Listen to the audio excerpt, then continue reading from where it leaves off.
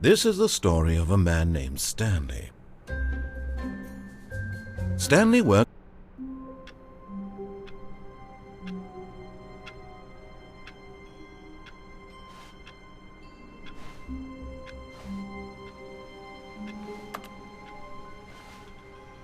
All of his co-workers were gone. What could it mean? Stanley decided to go to the meeting room. Perhaps he had simply missed a memo. No matter how hard Stanley looked, he couldn't find a trace of his co-workers.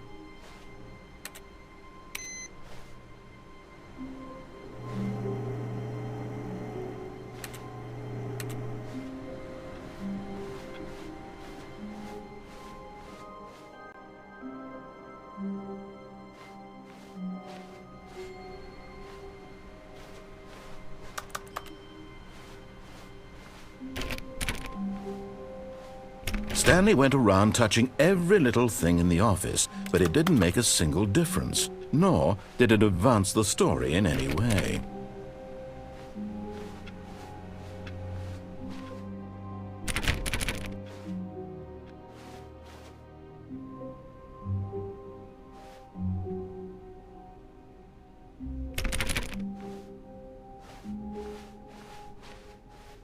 When Stanley came to a set of 2 open doors, he entered the door on his left.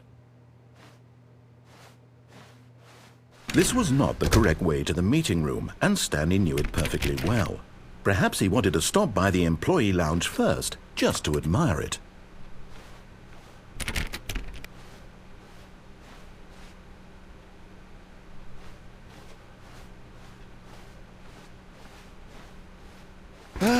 Yes, truly a room worth admiring. It had really been worth the detour after all, just to spend a few moments here in this immaculate, beautifully constructed room. Stanley simply stood here, drinking it all in.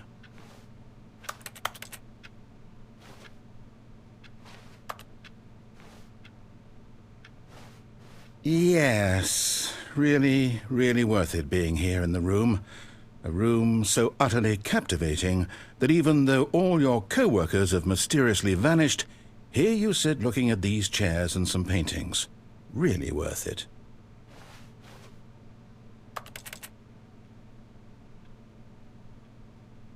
At this point, Stanley's obsession with this room bordered on creepy and reflected poorly on his overall personality.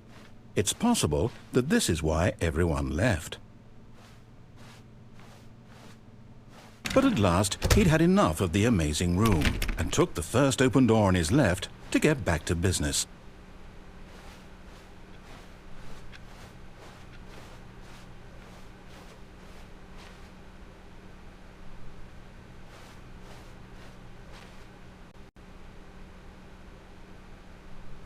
Stanley was so bad at following directions, it's incredible he wasn't fired years ago.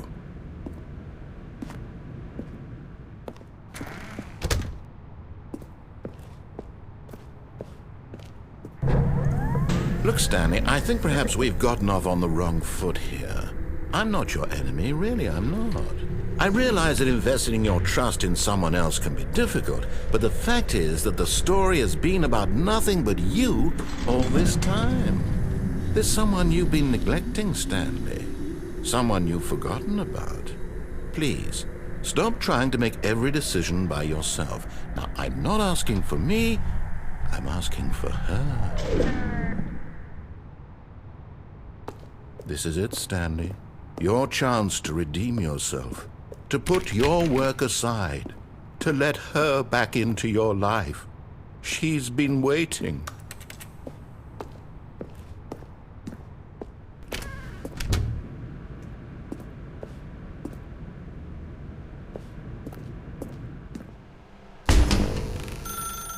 That's her, Stanley. You need to be the one to do this, to reach out to her. If you can truly place your faith in another, then pick up the phone.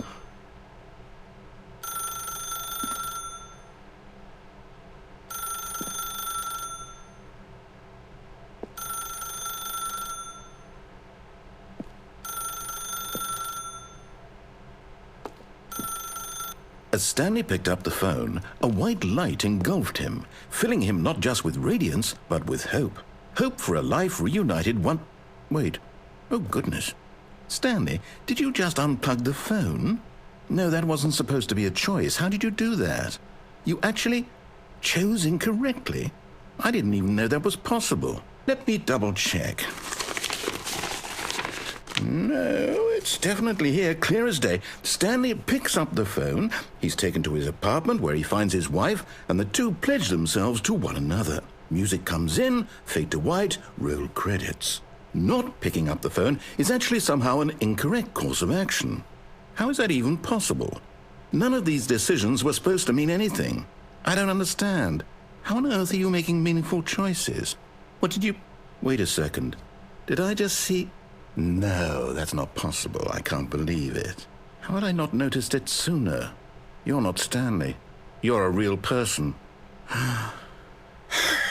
I can't believe I was so mistaken. This is why you've been able to make correct and incorrect choices. And to think I've been letting you run around in this game for so long. If you'd made any more wrong choices, you might have negated it entirely. It's as though you completely ignored even the most basic safety protocol for real-world decision-making. Or did you not grasp the severity of the situation? Well, I won't have that kind of risk on my watch.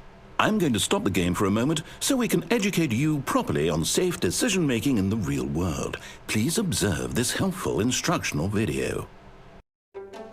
Choice. It's the best part of being a real person. But if used...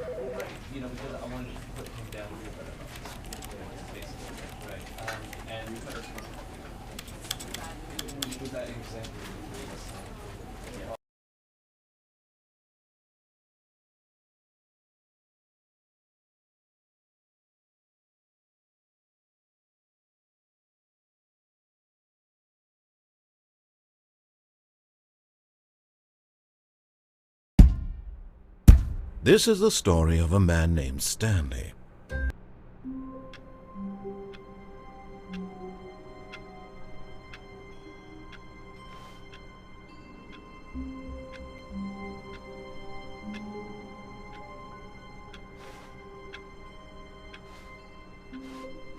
All of his co-workers were gone. What could it mean? Oh, please. Are you really just doing this for the achievement? Click a door 5 times. Is that all that you think an achievement is worth? No. I can't just give these merits away for such little effort. A measly 5 clicks. Now suppose you were to click the door 20 times. I would say that's the kind of effort that warrants recognition. I have to say I'm still not feeling the satisfaction of witnessing true effort for a noble cause. Perhaps 50 clicks will do it. Yes, almost certainly 50 clicks.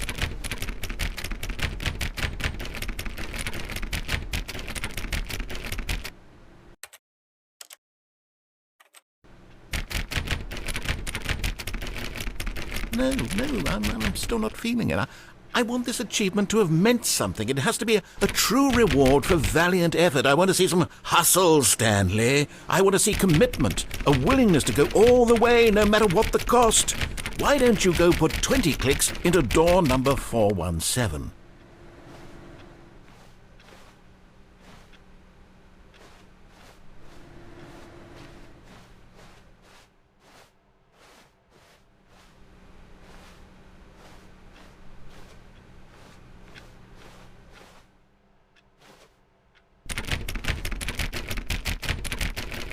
Oh, great. Now, go click a few times on door 437.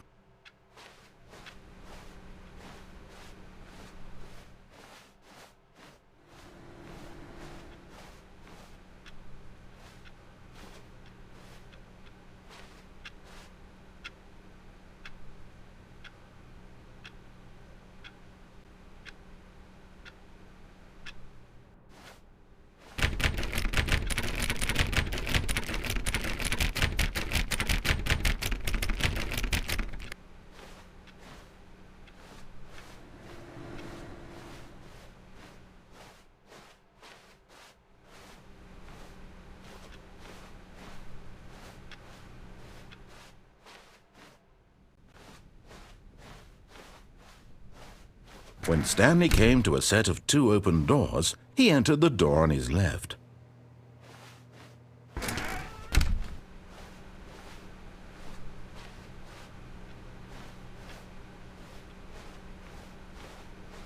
Yet there was not a single person here either. Feeling a wave of disbelief, Stanley decided to go up to his boss's office, hoping he might find an answer there.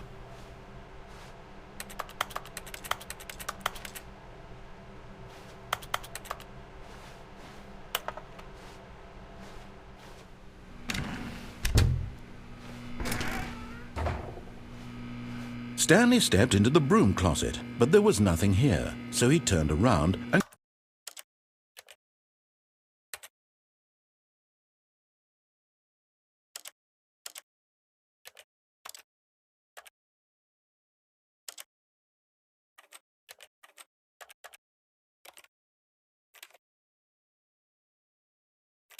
got back on track.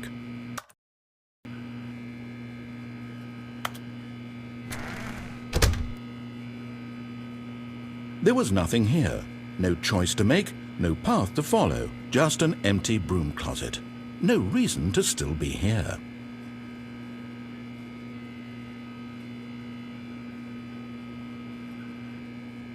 It was baffling that Stanley was still just sitting in the broom closet.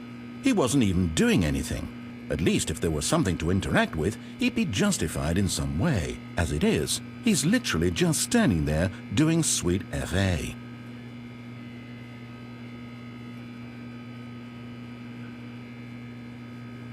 Are you really still in the broom closet?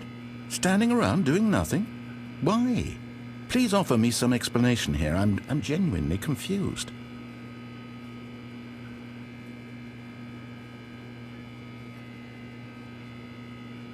You do realize there's no choice or anything in here, right? If I'd said Stanley walked past the broom closet, at least you would have had a reason for exploring it to find out. But it didn't even occur to me because literally this closet is of absolutely no significance to the story whatsoever. I never would have thought to mention it.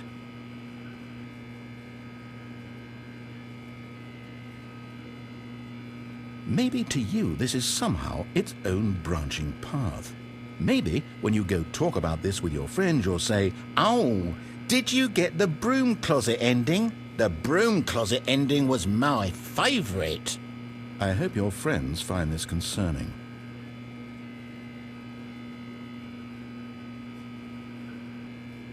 Stanley was fat and ugly and really stupid. He probably only got the job because of a family connection. That's how stupid he is. That or with drug money.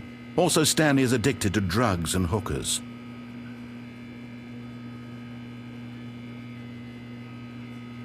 Well, I've come to a very definite conclusion about what's going on right now. You're dead. You got to this broom closet, explored it a bit, and were just about to leave because there's nothing here, when a physical malady of some sort shut down your central nervous system and you collapsed in front of your screen. Well, in a situation like this, the responsible thing is to alert someone nearby so as to ensure that your body is taken care of before it begins to decompose. Hello? Anyone who happens to be nearby? The person at this computer is dead. They have fallen prey to any number of your countless human physiological vulnerabilities. It's indicative of the long-term sustainability of your species. Please remove their corpse from the area and instruct another human to take their place, making sure they understand basic first-person video game mechanics and filling them in on the history of narrative tropes in video gaming, so that the irony and insightful commentary of this game is not lost on them. All right, when you've done that, just step out into the hallway.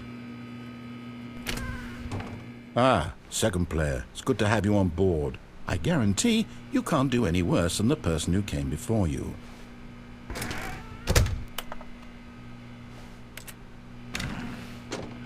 You too? Unbelievable.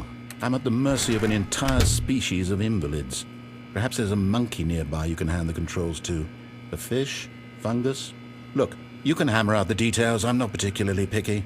I'll just be waiting for when you're ready to pick up the story again.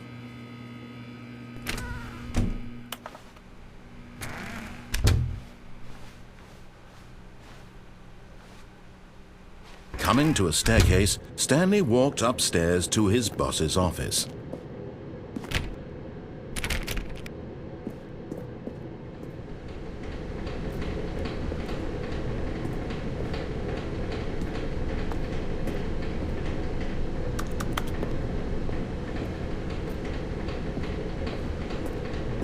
But Stanley just couldn't do it. He considered the possibility of facing his boss. Admitting he had left his post during work hours, he might be fired for that. And in such a competitive economy, why had he taken that risk? All because he believed everyone had vanished? His boss would think he was crazy. And then something occurred to Stanley. Maybe, he thought to himself, maybe I am crazy. All of my co-workers blinking mysteriously out of existence in a single moment for no reason at all? None of it made any logical sense. And as Stanley pondered this, he began to make other strange observations. For example, why couldn't he see his feet when he looked down? Why did doors close automatically behind him wherever he went? And for that matter, these rooms were starting to look pretty familiar. Were they simply repeating? No, Stanley said to himself, this is all too strange. This can't be real.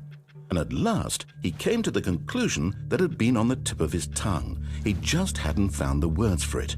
I'm dreaming, he yelled. This is all a dream. Oh, what a relief Stanley felt to have finally found an answer, an explanation. His co-workers weren't actually gone. He wasn't going to lose his job. He wasn't crazy after all. And he thought to himself, I suppose I'll wake up soon. I'll have to go back to my boring real-life job pushing buttons. I may as well enjoy this while I'm still lucid. So, he imagined himself flying and began to gently float above the ground. Then he imagined himself soaring through space on a magical starfield, and it too appeared. It was so much fun, and Stanley marveled that he had still not woken up. How was he remaining so lucid? And then perhaps the strangest question of them all entered Stanley's head. One he was amazed he hadn't asked himself sooner. Why is there a voice in my head dictating everything that I'm doing and thinking? Now the voice was describing itself being considered by Stanley, who found it particularly strange. I'm dreaming about a voice describing me, thinking about how it's describing my thoughts, he thought.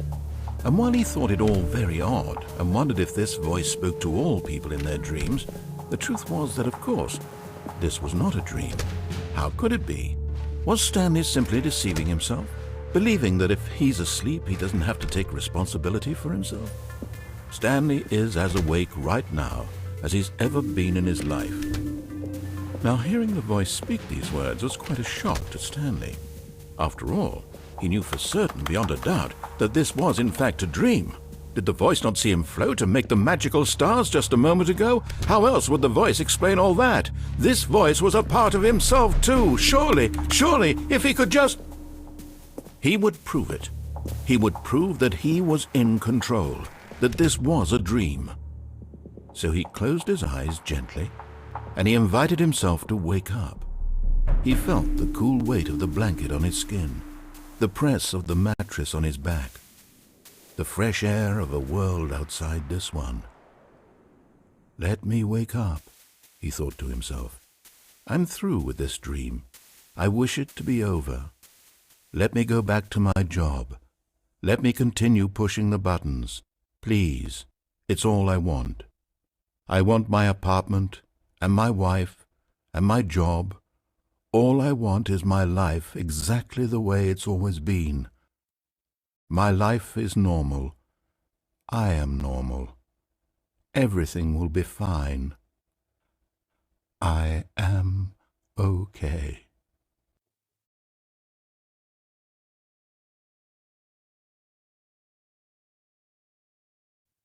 Stanley began screaming. Please, someone, wake me up. My name is Stanley. I have a boss. I have an office. I am real. Please, just someone tell me I am real. I must be real. I must be. Can anyone hear my voice? Who am I? Who am I? And everything went black.